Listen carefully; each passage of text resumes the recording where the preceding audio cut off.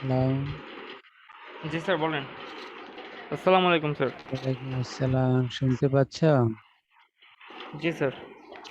ওকে। আজকের ক্লাসটা ওই যে আমার করোনার ভ্যাকসিন দ্বিতীয় ডোজ ছিল। তো ও সকালে চলে গেছি তো যার কারণে ক্লাসটা 3টায় নিলাম। তো ভ্যাকসিন দিয়ে আসছি, দোয়া করবা, বাকিটা সুরক্ষার মালিক তো আল্লাহ। দ্বিতীয় ওকে ডোজটা দিলাম আজকে। তো যাক, আজকে হলো আমাদের ক্লাস নাম্বার হলো 6, সৃজনশীল সমস্যা 15। রিপন ট্রেডার্সের হিসাব বইতে 2020 সালে প্রাপ্য হিসাব সংক্রান্ত তথ্যাবলী ছিল নিম্নরূপ। 1 জানুয়ারি তারিখে আর্থিক অবস্থার বিবরণীতে নিম্নলিখিত তথ্যসমূহ পাওয়া গেল। অর্থাৎ 1 জানুয়ারি মানে প্রারম্ভিক প্রাপ্য হিসাব দেওয়া আছে, অনাদায়ী পাওনার সঞ্চিতি আছে। এই অনাদায়ী পাওনার সঞ্চিতিটা হলো পুরাতন অনাদায়ী পাওনার সঞ্চিতি, যেটা আমরা সবসময় পেয়ে থাকি। 2020 সালে প্রাপ্য হিসাব সম্পর্কিত অন্যান্য তথ্যাবলী ছিল নিম্নরূপ। ধারে পণ্য বিক্রয় আছে, অনাদায়ী পাওনা বাবদ অবলোকন করতে হবে, তার মানে যেটাকে আমরা বলি নতুন অনাদায়ী পাওনা। বছর শেষে অনাদায়ী পাওনার সঞ্চিতি রাখতে হবে 40,000, তার মানে নতুন সঞ্চিতি আর শতকরা হারে বের করার দরকার নাই, নতুন সঞ্চিতিটা দেওয়াই আছে 40,000 টাকায়। তো প্রথমেই বলছি অনাদায়ী পাওনা খরচের পরিমাণ নির্ণয় করো, যেটা খুব গতানুগতিক। কিভাবে নির্ণয় করবো আমরা? অনাদায়ী পাওনা যেটা অবলোকন করতে হবে তার সাথে নতুন সঞ্চিতি যোগ পুরাতন সঞ্চিতি বিয়োগ, যেটা হবে সেটাই হবে অনাদায়ী পাওনা খরচ। উপর্যুক্ত লেনদেন সমূহের জন্য প্রয়োজনীয় জাবেদা দাখিলা। প্রাপ্য হিসাব ও অনাদায়ী পাওনা সঞ্চিতি হিসাব তৈরি করো। খুবই গতানুগতিক রিকোয়ারমেন্ট গুলি দেখো। অনাদায়ী পাওনা 20,000 যোগ নতুন অনাদায়ী পাওনার সঞ্চিতি, যেহেতু বের করাই আছে আমরা আর বের করতে হয় নাই, শুধু যোগ করে দিলাম 60,000। এখান থেকে বাদ দিলাম পুরাতন অনাদায়ী পাওনার সঞ্চিতি 40,000, তাহলে আমাদের অনাদায়ী পাওনা খরচ হলো 20,000। এখন জাবেদা ধারে বিক্রয় যে করলাম সেই জন্য জাবেদা হবে প্রাপ্য হিসাব ডেবিট, বিক্রয় হিসাব ক্রেডিট, 1,60,000 টাকা। তারপরে যেটা অনাদায়ী পাওনা, এটার জন্য সঞ্চিতি ডেবিট হবে, অনাদায়ী পাওনার সঞ্চিতি ডেবিট, প্রাপ্য হিসাব ক্রেডিট। তারপরে হলো অনাদায়ী পাওনা খরচ, যেটা আমরা কতে নির্ণয় করলাম সেই টাকাটার জন্য দুইটা এন্ট্রি হবে। অনাদায়ী পাওনা হিসাব ডেবিট, অনাদায়ী পাওনা সঞ্চিতি হিসাব ক্রেডিট 20,000। আর অনাদায়ী পাওনাকে আয় সারাংশে স্থানান্তর করে বন্ধ করে দেওয়ার জন্য এন্ট্রি হবে আয় সারাংশ হিসাব ডেবিট, অনাদায়ী পাওনা হিসাব ক্রেডিট, অর্থাৎ একেবারেই গতানুগতিক। এরপরে প্রাপ্য হিসাব, এটা একটা খতিয়ান। এই খতিয়ানের একটি ব্যালেন্স জানুয়ারির 1 তারিখে দেওয়া ছিল এবং প্রাপ্য হিসাবের সবসময় ডেবিট ব্যালেন্স হয়, এজন্য ব্যালেন্সের ডেবিট ঘরেই আনলাম আমরা। ব্যালেন্স বিইডি শব্দ লিখতে পারো তুমি। ডেবিট ঘরে 4,80,000। আর বিক্রয় হিসাব লিখে ডেবিট, যেহেতু বিক্রয় করলে প্রাপ্য হিসাব বৃদ্ধি পায়, এজন্য বিক্রয় হিসাব 1,60,000। তাহলে টোটাল এই মুহূর্তে আমাদের ব্যালেন্স দাঁড়ালো 6,40,000। আর যেটা আমাদের অনাদায়ী পাওনা হয়েছে এই বছর 20,000, সেটা জাবেদাটা কি ছিল? অনাদায়ী পাওনা সঞ্চিতি হিসাব ডেবিট, প্রাপ্য হিসাব ক্রেডিট। তাহলে প্রাপ্য হিসাবের ক্রেডিট, শিরোনাম অনাদায়ী পাওনা সঞ্চিতি হিসাব 20,000। তাহলে এই মুহূর্তে প্রাপ্য হিসাবের সমাপনী ব্যালেন্স দাঁড়াইলো 6,20,000 টাকা। তারপরে অনাদায়ী পাওনা সঞ্চিতি হিসাব খতিয়ান, এখানেও 1 তারিখের ব্যালেন্স ছিল, সেই ব্যালেন্সটাকে আমরা ব্যালেন্স বিডি নামে আনয়ন করলাম। এবং অনাদায়ী পাওনা সঞ্চিতির ব্যালেন্স সব সময় ক্রেডিট হয়, এই জন্য ক্রেডিট দিকে আমরা আনয়ন করলাম ব্যালেন্সের ঘরে। তারপরে যেটা এবছর অনাদায়ী পাওনা হলো সেটার জন্য হবে জাবেদা ছিল অনাদায়ী পাওনা সঞ্চিতি ডেবিট, তার মানে অনাদায়ী পাওনা সঞ্চিতি ডেবিট ঘরে বসাইতে হলো প্রাপ্য হিসাব লিখে 20,000। তো এই মুহূর্তে আমাদের ব্যালেন্স দাঁড়ালো ক্রেডিট 20,000, কারণ ক্রেডিট ব্যালেন্স ছিল 40, ডেবিট হয়ে গেছে 20, তাহলে এখন আর আমাদের ব্যালেন্স থাকে 20,000। তারপরে অনাদায়ী পাওনা হিসাব, এই বছর যেটা খরচের মাধ্যমে আমরা সৃষ্টি করলাম সঞ্চিতি, সেটা ক্রেডিট। তাহলে আমাদের অনাদায়ী পাওনা সঞ্চিতির ব্যালেন্স 40,000 হয়ে গেল। এবং যেটা আমাদের গতানুগতিক কথা, সেটা হলো অনাদায়ী পাওনা সঞ্চিতির ব্যালেন্স সর্বদাই ক্রেডিট হয় এবং এটা নতুন সঞ্চিতির সমান হয়, 40,000ই হয়েছে। 16 নাম্বার, পূর্বে অবলোপনকৃত অনাদায়ী পাওনা আদায় করা হলে, এই ধরনের একটা অঙ্ক আমরা আরো আগেও সমাধান দিয়েছি। 2019 সালের 31 ডিসেম্বর তারিখের মেসার্স তাহির ব্রাদার্সের উদ্ধৃতপত্রে প্রাপ্য হিসাবের পরিমাণ ছিল 2 লক্ষ টাকা।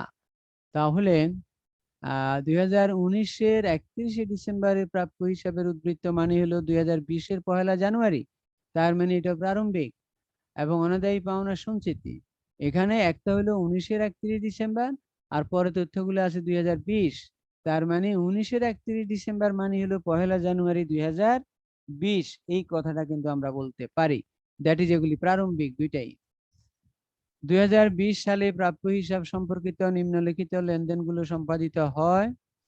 ধারে বিক্রয় আছে, প্রাপ্য হিসাব আদায় হলো, মানে এই বছর আমরা আদায় করেছি টাকা। অনাদায়ী পাওনা অবলোপন করা হলো 8,000, এটা অবলোপন করা হয়ে গেছে। দ্যাট ইজ নতুন সঞ্চিতির যদি শতকরা হারে বের করতে বলে তাহলে এটা বাদ দেয়া হবে না। ইতিপূর্বে অবলোপনকৃত অনাদায়ী পাওনা আদায় হলো, এটা হলো অনাদায়ী পাওনা আদায় হয়েছে। এটার জন্য আমরা যদি সনাতন ভাবে অ্যাপ্লাই করি তাহলে একটা এন্ট্রির মাধ্যমে শেষ করা যাবে। আর যদি আমরা আধুনিক পদ্ধতি অ্যাপ্লাই করি, সঞ্চিতি পদ্ধতি অ্যাপ্লাই করি, তাহলে দুইটা এন্ট্রি করতে হবে।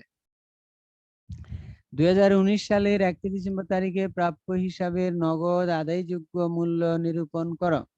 তাহলে 2019 সালের 31শে ডিসেম্বরে আদায়যোগ্য মূল্য যেটা নির্ণয় করতে বলছে, এটা হলো 19-এর 31শে ডিসেম্বরের তথ্যগুলির মাধ্যমেই যোগ বিয়োগের মাধ্যমে এটা চলে আসবে, 20 সালের গুলা না কিন্তু।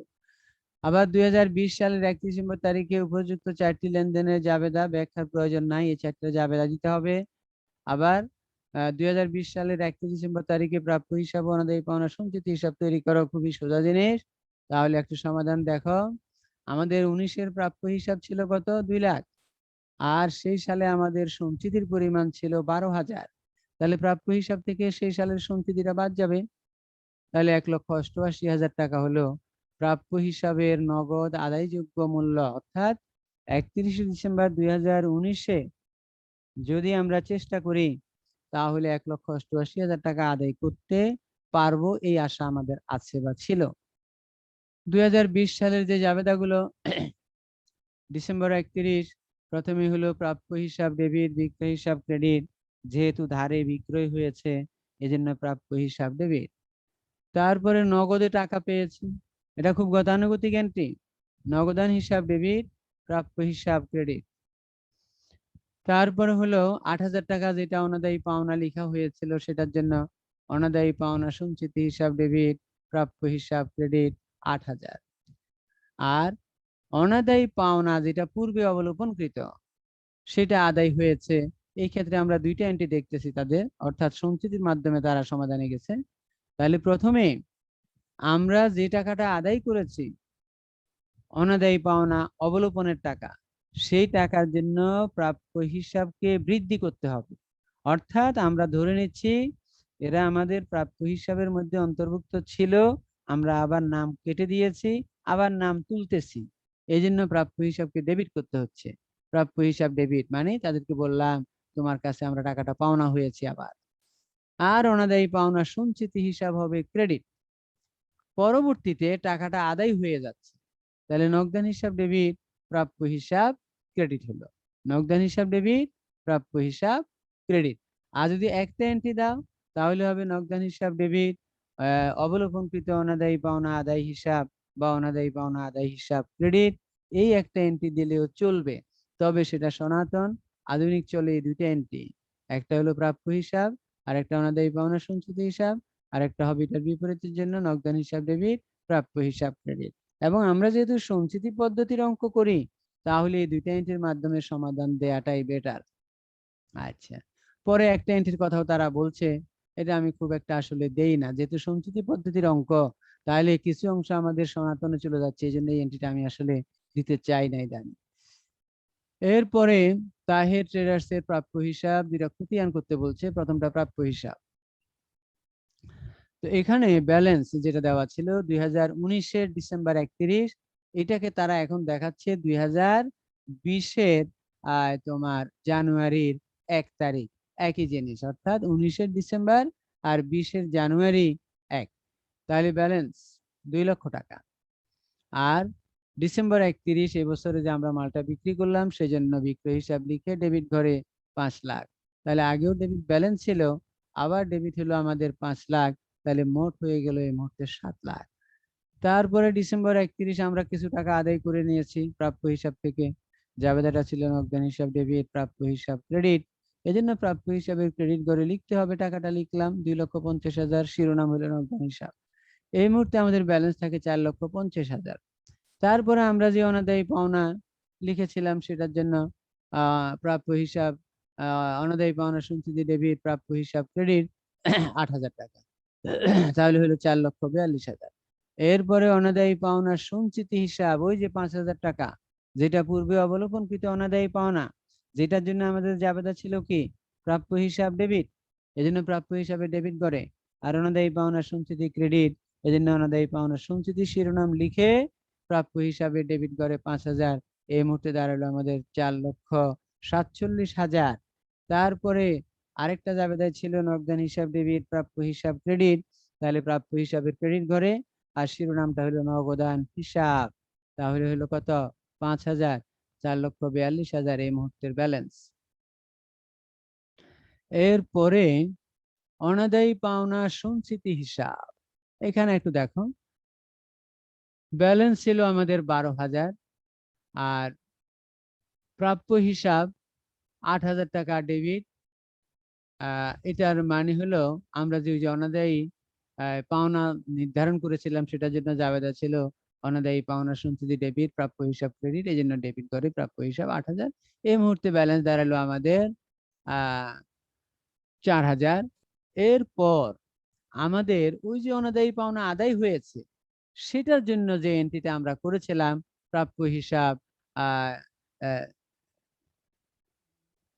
অনাদায়ী পাওনা যেটা আদায় হয়েছিল সেটার জন্য আমরা এন্ট্রি করেছিলাম প্রাপ্য হিসাব ডেবিট, অনাদায়ী পাওনা সঞ্চিতি হিসাব ক্রেডিট, যার কারণে আমাদের দেখা যাচ্ছে অনাদায়ী পাওনা সঞ্চিতি ক্রেডিট, এই জন্য ক্রেডিট ঘরে 5,000 টাকা প্রাপ্য হিসাব শিরোনাম লিখে, তাহলে অনাদায়ী পাওনা সঞ্চিতি হয়ে গেল আমাদের এই মুহূর্তে 9,000 টাকা। অনাদায়ী পাওনা সঞ্চিতি 9,000 টাকা, অর্থাৎ সঞ্চিতিটা আমাদের বেড়ে গেল। এরপরে হলো সৃজনশীল সমস্যা 17, প্রাপ্য হিসাবের উপর বাট্টা ও বাট্টা সঞ্চিতি সংক্রান্ত। এই অঙ্কটা একটু নতুন, অর্থাৎ এবার বাট্টা সংক্রান্ত সমস্যার মধ্যে আমরা আসলাম। এতদিন আমরা অনাদায়ী পাওনার মধ্যে ছিলাম। অনাদায়ী পাওনা হলো যেটা শত চেষ্টা করেও আদায় করতে পারি নাই, সেটাই হলো অনাদায়ী পাওনা। আর বাট্টা হলো যেটা কোনো প্রাপ্য হিসাবের উপর সন্তুষ্ট হয়ে তাকে আমি ছেড়ে দিচ্ছি, সেটা কি বলা হয় বাট্টা। তো এই বাট্টা একটা হলো প্রদত্ত বাট্টা, আর একটা হলো বাট্টা সঞ্চিতি। মানে অনাদায়ী পাওনা আর অনাদায়ী পাওনা সঞ্চিতি যেমন, বাট্টা এবং বাট্টা সঞ্চিতিও একই রকম আইটেম, তবে একটা হলো সন্তুষ্টি আর একটা হলো অসন্তুষ্টি। সন্তুষ্টিটা হলো বাট্টার বিষয়টা, কারণ এখানে তো আমরা স্যাটিসফাইড হয়েই মাফ করে দিচ্ছি। শহীদ ট্রেডার্স এর হিসাব বই থেকে 2020 সালের 31 ডিসেম্বর তারিখে নিম্নলিখিত তথ্যাবলী নেওয়া হয়েছে। প্রাপ্য হিসাব, অনাদায়ী পাওনা অবলোকন করতে হবে, তারপর অনাদায়ী পাওনা সঞ্চিতি যেটা 1 পুরাতন সঞ্চিতি, প্রদত্ত বাট্টা যেটা অলরেডি দিয়ে দিচ্ছে, আর প্রদেয় বাট্টা সঞ্চিতি, এটা হলো অনাদায়ী পাওনা সঞ্চিতির মতো, তবে এটা 1 তারিখেরটাই পুরাতন। প্রাপ্য হিসাবের উপর 10% অনাদায়ী পাওনা সঞ্চিতি সৃষ্টি করতে হবে এবং অবশিষ্ট প্রাপ্য হিসাবের উপর 5% বাট্টা সঞ্চিতি সৃষ্টি করতে হবে। অর্থাৎ এখানে আমাদের আলোচনার বিষয় হলো বাট্টা সঞ্চিতিটাই বা বাট্টাটাই, এটাই নতুন, বাকিটা পুরাতন অঙ্ক। করণীয়, নতুন প্রদেয় বাট্টা সঞ্চিতির পরিমাণ নির্ণয় করতে বলছে, অর্থাৎ 5% হারে যেটা ধরবো সেটা। তবে কিভাবে ধরবো একটু দেখতে হবে নিচে। প্রদত্ত বাট্টা হিসাব, প্রদেয় বাট্টা সঞ্চিতি সংক্রান্ত জাবেদা দাখিলা, ব্যাখ্যার প্রয়োজন নাই। প্রদত্ত বাট্টা হিসাব, প্রদেয় বাট্টা সঞ্চিতি হিসাব তৈরি করতে বলছে। খতিয়ান 17 সমাধান দেখো। প্রথমে নতুন প্রদেয় বাট্টা সঞ্চিতির পরিমাণ নির্ণয়। আমাদের প্রাপ্য হিসাব ছিল 2 লক্ষ টাকা। এই 2 লক্ষ টাকা এখান থেকে বাদ দিতে হবে আমাদের যেটা অনাদায়ী পাওনা 20,000, তাহলে হয় 1,80,000। আবার নতুন অনাদায়ী পাওনা সঞ্চিতিও 10% ধরতে হবে 18,000, এটাও বাদ দিতে হবে 1,62,000 হয়। এই 1,62,000 টাকার উপরেই আমাদের ধরতে হবে বাট্টা সঞ্চিতি। তাহলে সেটা হলো প্রদত্ত বাট্টাটা বাদ দিয়ে, প্রদত্ত বাট্টা বাদ দিয়ে 1,50,000 হবে। তার উপরেই ধরতে হবে আমাদের বাট্টা সঞ্চিতি, নতুন প্রদেয় বাট্টা সঞ্চিতি। তাহলে 1,50,000 টাকা, এটার উপরে 5% 7,500। তাহলে এটা নির্ণয় করার জন্য উপরের পুরো অংশটাকেই কিন্তু আমাদের গণনার কাজে চলে যাবে, কারণ আমরা তো নির্ণয় করব শুধু নতুন প্রদেয় বাট্টা সঞ্চিতি। তাহলে এটা হলো নেট আদায়যোগ্য প্রাপ্য হিসাব ইন্টু বাট্টা সঞ্চিতির শতকরা হার। তাহলে আমাদের 1,50,000 টাকার উপরে ধরতে হবে 5% 7,500। জাবেদা দেখো, যেহেতু প্রথমে প্রদেয় বাট্টাটা আমরা দিচ্ছি, এখানে কিন্তু অনাদায়ী পাওনা সঞ্চিতির এন্ট্রি করতে তারা বলে নাই। ক্ষতে তারা দেখো আরেকবার দেখে নাও করণীয়টা, প্রদত্ত বাট্টা হিসাব এবং প্রদেয় বাট্টা সঞ্চিতি সংক্রান্ত জাবেদা, মানে সকল জাবেদা দিচ্ছি না, অর্থাৎ অনাদায়ী পাওনা এবং অনাদায়ী পাওনা সঞ্চিতির জাবেদা কিন্তু আমরা দিচ্ছি না, আমরা দিচ্ছি শুধুমাত্র প্রদত্ত বাট্টা এবং প্রদেয় বাট্টা সঞ্চিতির জাবেদা। তাহলে আমাদের জাবেদাগুলা দেখো, প্রথমে হলো বাট্টার জন্য। তো আমাদের অনাদায়ী পাওনার জন্য আমরা যেরকম এন্ট্রি করি, যেমন অনাদায়ী পাওনা হলে আমরা কি এন্ট্রি করি, অনাদায়ী পাওনা সঞ্চিতি ডেবিট, প্রাপ্য হিসাব ক্রেডিট। তাহলে এখানে হবে প্রদেয় বাট্টা সঞ্চিতি হিসাব ডেবিট, তো অনাদায়ী পাওনা সঞ্চিতির জায়গায় প্রদেয় বাট্টা সঞ্চিতি হিসাব ডেবিট, আর প্রাপ্য হিসাব ক্রেডিট 12,000। তারপর যেটা যোগ বিয়োগ করে বের করতে হবে যে প্রদেয় বাট্টা সঞ্চিতির জন্য খরচের পরিমাণ কত, অর্থাৎ আমাদের খরচটা বের করতে হবে। এই খরচটা খসড়া বের করেই এন্ট্রি দুইটা দেওয়া হয়েছে, আগে খসড়াটা দেখে না। প্রদত্ত বাট্টা খরচের পরিমাণ নির্ণয়, প্রদত্ত বাট্টা যোগ নতুন প্রদেয় বাট্টা সঞ্চিতি বাদ পুরাতন প্রদেয় বাট্টা সঞ্চিতি। অর্থাৎ এক কথায় বলতে পারি অনাদায়ী পাওনার যে কাজ ঠিক একই রকম, কিন্তু নামটা মনে হয় যেন চেঞ্জ হয়েছে। অনাদায়ী পাওনা যোগ নতুন অনাদায়ী পাওনা সঞ্চিতি বাদ পুরাতন অনাদায়ী পাওনা সঞ্চিতি, একই কাজ। এখন হলো প্রদত্ত বাট্টা যোগ নতুন প্রদেয় বাট্টা সঞ্চিতি বাদ পুরাতন প্রদেয় বাট্টা সঞ্চিতি। তাহলে 12,000-এর সাথে নতুন 7,500, যোগফল থেকে 15,000 বাদ। তাহলে আমাদের প্রদত্ত বাট্টার খরচের জন্য আয় সারাংশকে ডেবিট করতে হবে 4,500 টাকা দিয়ে। তাহলে সেটার জন্য দেখো দুইটা জাবেদা হলো, প্রথমটা হলো প্রদত্ত বাট্টা হিসাব ডেবিট, প্রদেয় বাট্টা সঞ্চিতি হিসাব ক্রেডিট। আবার রিপিট করতেছি, যেমন আমরা কি লিখতাম, অনাদায়ী পাওনা হিসাব ডেবিট, অনাদায়ী পাওনা সঞ্চিতি হিসাব ক্রেডিট, সেটারই অনুরূপ। তাহলে প্রদত্ত বাট্টা হিসাব ডেবিট, প্রদেয় বাট্টা সঞ্চিতি হিসাব ক্রেডিট 4,500। এবার এই প্রদত্ত বাট্টাটা যেহেতু এক ধরনের খরচ, এই খরচকে আয় সারাংশে স্থানান্তর করে বন্ধ করে দিতে হবে।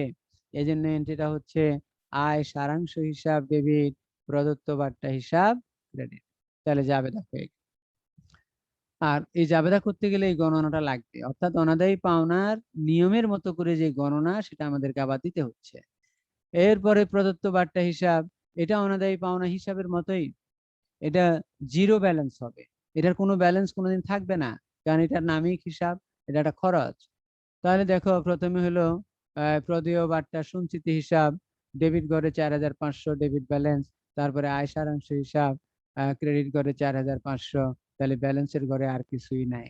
অর্থাৎ অনাদায়ী পাওনা হিসাবটা যেমন করে মিলে যায়, অনুরূপভাবে প্রদত্ত বাট্টার খতিয়ানটাও মিলে যাবে, এবং দেখতে পাচ্ছ তোমরা মিলে গেছে, অর্থাৎ মিলে গেছে মানে জিরো ব্যালেন্স শেষ। প্রদেয় বাট্টা সঞ্চিতি হিসাব, এটা অনাদায়ী পাওনা সঞ্চিতির মতোই, এখানে একটা পুরাতন ব্যালেন্স ছিল, তাহলে আগে সেই ব্যালেন্সটা আমরা আনতে হবে জানুয়ারির 1 তারিখে। তাহলে ব্যালেন্স নিয়ে আসলাম, ব্যালেন্স 15,000 টাকা ক্রেডিট। তারপরে প্রাপ্য হিসাব যেটা আমাদের ছিল 12,000 টাকা, এটার মানে কি, এটা হলো আমাদের ওই যে বাট্টা যেটা ছিল সেটার জন্য জাবেদা কি ছিল, প্রদেয় বাট্টা সঞ্চিতি হিসাব ডেবিট, প্রাপ্য হিসাব ক্রেডিট। তাহলে প্রদেয় বাট্টা সঞ্চিতি ডেবিট করে শিরোনাম প্রাপ্য হিসাব, তাহলে এই মুহূর্তে আমাদের ব্যালেন্স থাকে আর 3,000। এরপরে আরেকটা এন্ট্রিতে ছিল প্রদত্ত বাট্টা হিসাব ডেবিট, প্রদেয় বাট্টা সঞ্চিতি হিসাব ক্রেডিট, ওই যে খরচের জন্য যেটা, তাহলে সেখানে প্রদেয় বাট্টা সঞ্চিতি ক্রেডিট, তাহলে আমরা ক্রেডিট ঘরে লিখতে হলো টাকাটা 4,500, আর শিরোনাম তো হলো প্রদত্ত বাট্টা হিসাব, তাহলে এখন ক্রেডিট ব্যালেন্স হলো ৭,৫০০। এরপরে সৃজনশীল সমস্যা 18। এটা দেখো সৃজনশীল সমস্যা 18। 2020 সালের 31 ডিসেম্বর তারিখে সিনথিয়া ট্রেডার্সের আংশিক রেওয়া মিল নিম্নে প্রদত্ত হলো। সিনথিয়া ট্রেডার্স রেওয়া মিল আংশিক 31 ডিসেম্বর 2020, প্রাপ্য হিসাব ডেবিট 82,000, অনাদায়ী পাওনা 3,000 ডেবিট, অনাদায়ী পাওনা সঞ্চিতি মানে পুরাতন সঞ্চিতি 1/1/2020 10,000। অন্যান্য তথ্যের মধ্যে আছে প্রাপ্য হিসাব থেকে 2,000 টাকা অনাদায়ী পাওনা বাবদ অবলোকন করতে এবং প্রাপ্য হিসাবের অবশিষ্ট উদ্বৃত্তের উপর 5% অনাদায়ী পাওনা সঞ্চিতির ব্যবস্থা করতে হবে। আচ্ছা, করণীয় অনাদায়ী পাওনা খরচের পরিমাণ নির্ণয় করতে বলছে। প্রথমে উপযুক্ত লেনদেন সমূহের জন্য জাবেদা, সবগুলো লেনদেন যা আছে সবগুলো জাবেদা দিতে হবে। অনাদায়ী পাওনা হিসাব, অনাদায়ী পাওনা সঞ্চিতি হিসাব তৈরি করতে হবে। তাহলে আসো, প্রথমে আছে অনাদায়ী পাওনা খরচের পরিমাণ নির্ণয়। মোট অনাদায়ী পাওনা 3,000 যোগ 2,000 5,000। 3,000 ছিল রেওয়া মিলে, 2,000 নিচের প্রশ্নের মধ্যে ছিল, তাহলে দুইটাই অনাদায়ী পাওনা 5,000 হলো। যোগ নতুন অনাদায়ী পাওনা সঞ্চিতি, এটা হলো প্রাপ্য হিসাব থেকে নতুন অনাদায়ী পাওনাটা বাদ দিয়ে 5% 4,000, তাহলে 9,000, বাদ পুরাতন অনাদায়ী পাওনা সঞ্চিতি 10,000। তাহলে অনাদায়ী পাওনা খরচ নেগেটিভ হয়ে গেছে। তার মানে কি, অনাদায়ী পাওনা আমাদের খরচ লাগে নাই, বরং উদ্বৃত্ত আছে। মানে সঞ্চিতি আগে এত বেশি রেখেছিলাম যেটা আমাদের আর প্রয়োজন হচ্ছে না 1,000। এই জাতীয় আমরা আরো একটা অঙ্ক সমাধান দিয়েছি, জাবেদাগুলো আমাদের চেঞ্জ হয়ে যাবে। এই ক্ষেত্রে মোট অনাদায়ী পাওনা ও নতুন অনাদায়ী পাওনা সঞ্চিতি যোগফল হচ্ছে পুরাতন অনাদায়ী পাওনা সঞ্চিতি বড় হয়েছে। এই সংক্রান্ত নিয়মাবলী পূর্বে আলোচনা করা হয়েছে, আমরা একটা অঙ্ক করেছিলাম এর আগে। আচ্ছা যাক, তাহলে এটা তোমাকে অনাদায়ী পাওনা খরচ লিখে ব্র্যাকেট দিয়েছে। তো অনাদায়ী পাওনা খরচ লিখে ব্র্যাকেট দেওয়ার মানে কিন্তু আয় আসলে, হ্যাঁ, অর্থাৎ এটা আর খরচ হবে না, এটা আয় হয়ে যাবে। তাহলে জাবেদা অনাদায়ী পাওনা সঞ্চিতি হিসাব ডেবিট, প্রাপ্য হিসাব ক্রেডিট, ওই 3,000 আর 2,000 একত্রে 5,000-এর এন্ট্রি। তারপরে এইবারের এন্ট্রিটা দেখো, আমরা এতদিন কি এন্ট্রি করতাম খরচের জন্য, যদি পুরাতন সঞ্চিতি ছোট হয়, এখন তো বড় ছিল আজকের অঙ্কে, ছোট হলে আমরা কি এন্ট্রি দেই, অনাদায়ী পাওনা হিসাব ডেবিট, অনাদায়ী পাওনা সঞ্চিতি ক্রেডিট। আর আজকে যেহেতু বড়, এজন্য দেখো এন্ট্রিটা উল্টা হয়েছে, অনাদায়ী পাওনা সঞ্চিতি হিসাব ডেবিট, অনাদায়ী পাওনা হিসাব ক্রেডিট। অনাদায়ী পাওনা সঞ্চিতি ডেবিট, অনাদায়ী পাওনা ক্রেডিট। এই জিনিসটা একটু সবাই ভালো করে মনে রাখবা, যে পুরাতন সঞ্চিতি যদি বেশি হয়ে যায় তাহলে সেই ক্ষেত্রে আমরা জাবেদায় কি ধরনের কাজ করি। তারপরে হলো এবার এটাকে আয় সারাংশে স্থানান্তর। আমরা যদি এন্ট্রিটা উল্টা দিই, অর্থাৎ কিরকম, অনাদায়ী পাওনা ডেবিট করে দেই, তাহলে আমাদের হয় আয় সারাংশ ডেবিট। আর এখন যদি অনাদায়ী পাওনা ক্রেডিট হয়েছে 2 নাম্বার যাবে তাতে, তাহলে আমাদের হবে অনাদায়ী পাওনা ডেবিট, আয় সারাংশ ক্রেডিট। আয় সারাংশ ক্রেডিট হওয়ার মানে হলো এটা আমাদের আয় হয়ে গেছে, এই জন্য আয় সারাংশ ক্রেডিট হয়েছে। খতিয়ান অনাদায়ী পাওনা হিসাব, এটা সবসময় মিলে যাবে। যেমন অনাদায়ী পাওনা সঞ্চিতি হিসাব লিখে ক্রেডিট, আবার ক্রেডিট করে 1,000, আর আয় সারাংশ লিখে ডেবিট, আবার ব্যালেন্স নীল হয়ে গেছে, শেষ।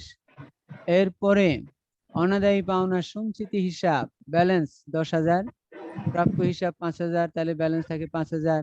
আর অনাদায়ী পাওনা হিসাব 1,000 ডেবিট হয়ে আছে, তাহলে এখন ব্যালেন্স দাঁড়ালো আমাদের 4,000।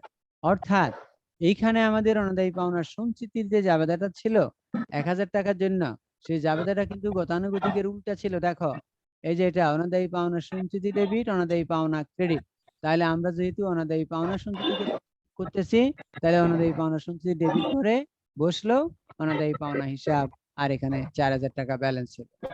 সৃজনশীল সমস্যা 19 হোমওয়ার্ক হিসাবে দিয়েছে, দেখো, তারপরেও আমি একটু আলাপ করবো। এটা রফিক ট্রেডার্সের হিসাব বই থেকে 2020 সালের 31 ডিসেম্বর তারিখে নিম্নলিখিত তথ্যাবলী নেওয়া হয়েছে। প্রাপ্য হিসাব, একটু শব্দ হচ্ছে কার ইয়ে থেকে, বন্ধ করো। প্রাপ্য হিসাব 1,20,000, হিসাবভুক্ত অনাদায়ী পাওনা 8,000, অনাদায়ী পাওনা সঞ্চিতি এটা পুরাতন, প্রাপ্য হিসাবের আরো 4,000 টাকা অনাদায়ী পাওনা হিসাবে হিসাবভুক্ত করতে হবে। এই আরো 4,000 টাকা মানে হলো যেটা অলিখিত, যেটা নতুন। তাহলে এখানে আমাদের মোট অনাদায়ী পাওনা হবে 12,000 টাকা, 8,000 যোগ 4,000। আর যখন আমরা সঞ্চিতি ধরবো তখন প্রাপ্য হিসাব থেকে 4,000 টাকা বাদ দিয়ে রাখতে হবে। অবশিষ্ট প্রাপ্য হিসাবের উপর 5% অনাদায়ী পাওনার সঞ্চিতি সৃষ্টি করো। এই যে 5% ধরতে বলছে, এই 5% ধরার সময় প্রাপ্য হিসাব 1,20,000 থেকে 4,000 টাকা বাদ দিয়ে তারপরে 5% ধরবা। তাহলে নতুন অনাদায়ী পাওনা সঞ্চিতির পরিমাণটা নির্ণয় হয়ে যাবে। আর জাবেদা দিবা আর অনাদায়ী পাওনা হিসাব, অনাদায়ী পাওনা সঞ্চিতি হিসাব। এটা ছিল সৃজনশীল সমস্যা 19, এটা হোমওয়ার্ক। সৃজনশীল সমস্যা 20 হোমওয়ার্ক বার্তা। দেখো এটাতে বার্তা দেওয়া হয়েছে, একটা অঙ্ক বার্তা করানো হয়েছে তোমাদের। এখানে বলছে যে ডালিয়া ট্রেডার্স এর হিসাব বই থেকে 2020 সালের 31 ডিসেম্বর তারিখে নিম্নলিখিত তথ্যাবলী নেওয়া হয়েছে। প্রাপ্য হিসাব বছরের শেষ দিন 82,000, অনাদায়ী পাওনা অবলোকন করতে হবে 5,000, অনাদায়ী পাওনা সঞ্চিতি 1 প্রারম্ভিক যেটা পুরাতন সঞ্চিতি, প্রদত্ত বার্তা আছে, প্রদেয় বার্তা সঞ্চিতি 1 মানে পুরাতন সঞ্চিতি। প্রাপ্য হিসাবের উপর 5% অনাদায়ী পাওনার সঞ্চিতি সৃষ্টি করতে হবে। অবশিষ্ট প্রাপ্য হিসাবের উপর 2% বার্তা সঞ্চিতি সৃষ্টি করতে হবে। তাহলে আমাদের অনাদায়ী পাওনা অবলোকন করতে হবে, এটাও বাদ দিতে হবে। তারপর অনাদায়ী পাওনা সঞ্চিতি পার্সেন্টেজ বের করতে হবে, সেটাও বাদ দিতে হবে। তারপরে প্রদত্ত বার্তা বাদ দিতে হবে। তারপরে সর্বশেষে বের করতে হবে 2% বার্তা সঞ্চিতি। অর্থাৎ যে অঙ্কটা বার্তার উপরে তৈরি করে দেওয়া আছে সেটার মতো একই রকমই হবে। তারপরে বলছে প্রদত্ত বার্তা হিসাবে প্রদেয় বার্তা সঞ্চিতি সংক্রান্ত জাবেদা, অর্থাৎ যেটা সমাধানে দেওয়া আছে সেটার অনুরূপ একই রকমই কাজ। আর প্রদত্ত বার্তা হিসাব এবং প্রদেয় বার্তা সঞ্চিতি হিসাব তৈরি করো। এই ছিল আমাদের আজকের ক্লাসটির আলোচনার বিষয়। 2টা অঙ্ক হোমওয়ার্ক দেওয়া হয়েছে, একটা হলো অনাদায়ী পাওনা স্যার সঞ্চিতি নিয়ে, হ্যাঁ বলতেছি, আর একটা হলো বার্তা নিয়ে। এবার বলো। স্যার আমাদের ওই যে লেকচার স্লাইড গুলো আমরা ওয়েবসাইটে পাই না। লেকচার স্লাইড গুলা এই ওয়েবসাইটে স্লাইড পাও গুলো না? আমরা ওয়েবসাইটে পাই না। কেন? ওগুলো তো দেয়া হয়। জি স্যার। আচ্ছা ঠিক আছে, তাহলে আমি আবার ব্যবস্থা করতে দিতে পারি কিনা দেখি। হ্যাঁ ঠিক আছে। হ্যাঁ আচ্ছা স্যার। লেকচার স্লাইড গুলো ওয়েবসাইটে দেওয়ার ব্যবস্থা আবার কোনটা থেকে পাও নাই মনে আছে? স্যার আগে 2 ক্লাসেরটাই পাইনি স্যার। আগের 2 ক্লাস আর আজকেরটা, মোট 3টে হবে তাহলে নাকি? 1 মাস বললে স্যার পাচ্ছে না স্যার। 1 মাস ধরেই ও পাচ্ছি না আমরা। তাই? আচ্ছা ঠিক আছে, তাহলে এই চ্যাপ্টারটা কি পাও নাই নাকি? জি স্যার, এই চ্যাপ্টারটা পাইনি স্যার। আহ, মানে তোমরা ওয়েবসাইটে পাচ্ছ না। আমরা তো 2 জায়গায় দিই, তোমাদের এখানেও দিই আবার কলেজের ওয়েবসাইটেও দিই। কলেজেও পাও নাই?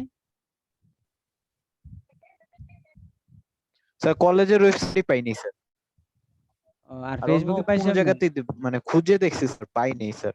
ফেসবুক পেজে তো স্যার ডাউনলোডটা হয় না স্যার, ঠিক মতো ফেটে ও যায়। ও আচ্ছা আচ্ছা আচ্ছা আচ্ছা আচ্ছা ঠিক আছে, তাহলে এগুলো আবার ব্যবস্থা করে দেওয়ার চেষ্টা করতেছি। আর আর কিছু আছে? কোনো সমস্যা আছে? আর কিছু বলবা? হ্যালো? না স্যার। স্যার আপনি আমাদের কাছে পরীক্ষার আগে পর্যন্ত স্যার এই যে একটু এই অধ্যায়গুলো রিভাইজ করায়েন স্যার, তাহলে আমাদের একটু সুবিধা হবে।